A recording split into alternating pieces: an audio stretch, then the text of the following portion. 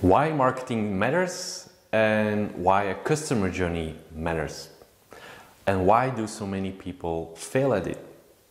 I know I'm getting now into Sam's playground about marketing, but I like to extend it to a customer journey. And I also like to extend it to why it's important to do marketing. Creating funnels and videos, that's great. Writing emails, great. But from my experience, many people of my coaching clients stop there and don't dare to take it further. Don't try to push, because then they think they scare people off. And sure, some people will be scared off, but the question you always need to ask, will those people ever be your client? Some will, but maybe that's 5% of the whole group.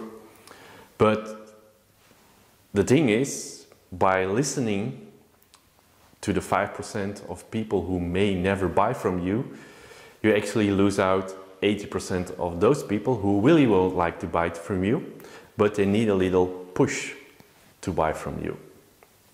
And I'd like to share a story with you about why marketing matters and why maybe it's important to push a little. A few months ago, I had an idea.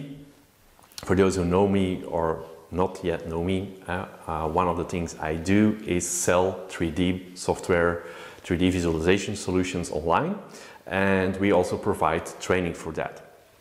Now, one of my customers, he is for me an expert in Belgium by using the product V-Way, and I saw he's sharing a lot of his work on Facebook, and by that I said, we need to talk. Maybe I can give you a network of people who like to follow training, to improve the results, to get the results you get with this product. And he said, great idea. So we brainstormed and we came to the idea, okay, probably we can give, I would give a half day online via webinar, the training, the introduction, the basic stuff, and he would do 1 day live training. And we agreed on that.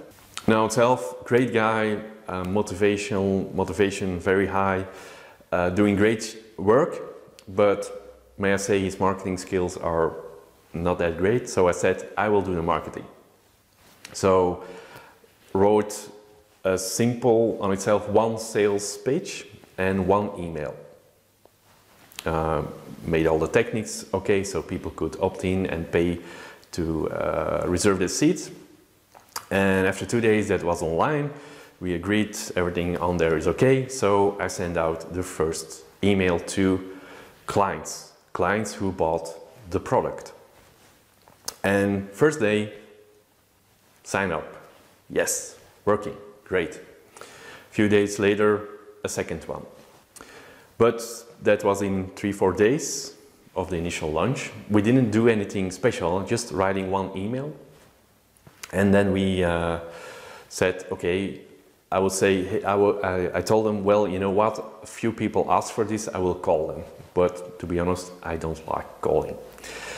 That's my point. But anyway, so we went, I said, okay, I will send the same email to a second list. The second list are people who followed another course with us. One person signed up. Okay, 3, we wanted 4. No, we wanted 2 to make sure the course we will do it. 4 would be actually all the courses I do on 3D training. I only want 4 people in the room, so we can still give them personal attention and make sure we can help them. So 2 weeks on, it was like 2 weeks before the training. Shit, didn't call. Well, just resent the same email. Nothing happened. Shit, what now? Like 1 week, no, 6 days before the first training, the online training, I said, you know what? I just sent the same email and I just changed the title, Last Call. And I did that at 9 p.m. in the evening. So 9 a.m. in the morning, phone. Hey Peter, it's Els, somebody who followed course. Hey, I see I want to work with V-Ray, and I guess a good start is to follow the course. Yeah, of course. Okay, is it still one place? Because I said one place free. Also, that's the other thing I said. So I said last call, one place available. That was the title. All the rest in the email was the same. So I sent, I said, okay, you can, you fill in the form and you pay and everything is okay. Okay, and at the same time, I heard a second call, receiving incoming call. So Elsa said, okay, yeah, blah, blah, blah. And after that call, took the phone, called the other number back. Surprise, another customer who followed another training with me, and he said, he followed multiple trainings with me actually, and he said, Peter, is still that one place available? Sven, 1 minute too late. No, are you kidding me? Come on, take me on, come in, take me on. I said, okay. I say, normally it was only 4, but well, I cannot say no to you, so let's take you on. So in the result is that I could say, well, why should I send 4 times the same email and only the 4th time change just the headline and the rest in the email is the same? Who would do that? I guess most people would say I would not do that because then people will see it as spam or what are they doing and blah blah blah blah blah blah. Well, the only thing is resend the email only changed the title to a more catchy pressure title. Last call, 1 seat available. Call to action, scarcity. I know many people don't like to do that, but the strange thing is, if you do that, it actually works. And of course, you can look to the American internet marketing gurus. They do also a scarcity and pressure, and I can agree that that's not the way to do. And I don't like it either, but you will see that most of the people just need to push. And by that you need to create the scarcity and a call to action that requires immediately action. Most people need to do that. And if you don't do that, I'm sure you lose 80% of your clients most of the time. Because the question is why most people don't like to do that. I know it's culture for some part, it's mentality, I understand that, but it's costing us so much money. Not actually pushing your clients to do something because they know they need to do it. Most of the times they just need to push before they say yes. And if you don't do that, you do actually a disservice to your client. Because why are you doing what you are doing? I guess you are doing that because you want to help them solve a problem, give them an answer. But most of them, well, somebody called you 5 times, sent you 10 times an email. Hey, I need to find out, can you help me? Is this a solution? Yes.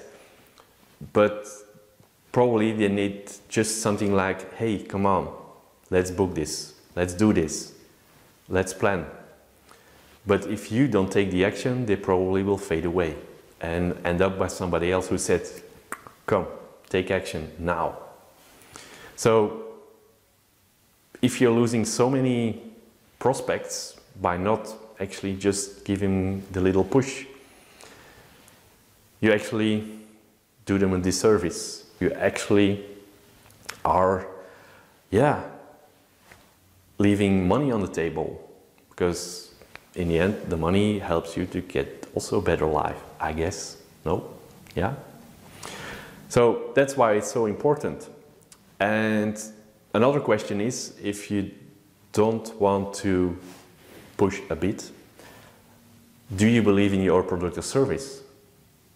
Because I guess not pushing for a product or a service, not saying, hey, I have a solution, well, depends on how you do it, but you know what I mean.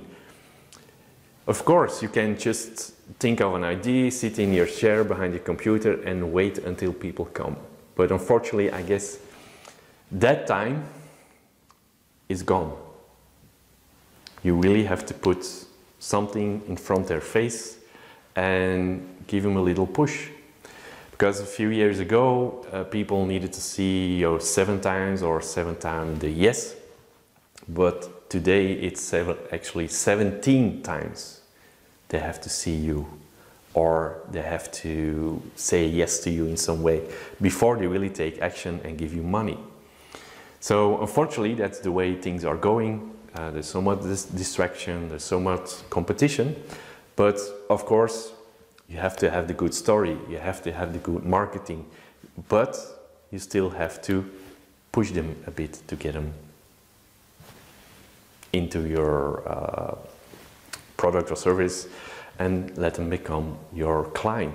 The lesson of today, marketing lesson, the summarizing this lesson or insight is, don't be afraid to send the same message again. I sent them 4 times, only changed once the headline, and by that, in the end, 5 people signed up from the form I wanted.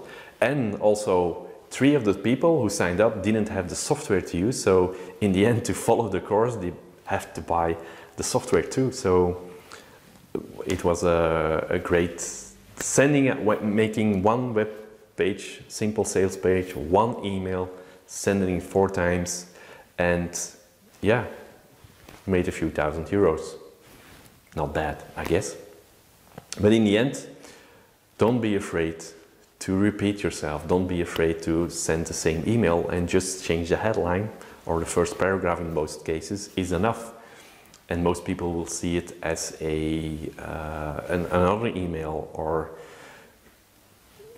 I guess I never had, my business is depending on email marketing for 70–80% in the end. Of course, a few people are not always happy, I understand, but they will never be a client. I know that. But I have more people who say, I guess I missed 1 email of you, than people who say, just unsubscribe. That's another lesson. But I never had people saying, you sent me two times the same email. Never happened. Well, I hope you have some insights on this video, and I will make another video of marketing lesson number 2.